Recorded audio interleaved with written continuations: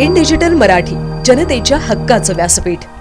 Police ठाण्यात हाकेच्या अंतरावर रस्त्यावर दारुड्यांची पार्टी करणाऱ्यांवर पोलीस आणि पालिका प्रशासनाने संयुक्त कारवाई करत दारुड्यांना चोप दिला। मंगळवारी 2 जुलै रोजी सायंकाळी वाईन शॉप समोरील उघड्यावरील विक्री करत असलेल्या खाद्यपदार्थ कारवाई करत हटवले।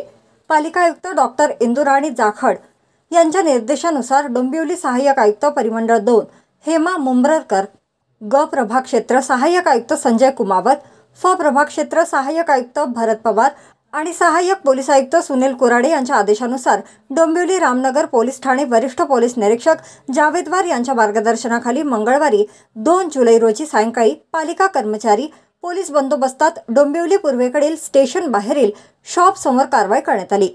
वाईन शॉप समोरील कट्ट्यावर बसून दारू पिणाऱ्या दारुड्यांना चोप देत हाकलवून देण्यात आले, तर पालिका प्रशासनाने फेरीवाल्यांवर कारवाई करण्यात आली। फेरीवाल्यांचे सामान जप्त करण्यात आले, तर समोरील कट्ट्यावर अनधिकृत बांधलेली टपरी तोडण्यात आली। पालिका व पोलिसांची कारवाई सुरू असताना डोंबिवलीकरांनी पालिका व पोलिसांच्या कामाचे कौतुक केले। या कारवाईत सातत्य राहावे असे डोंबिवलीकर म्हणत होते।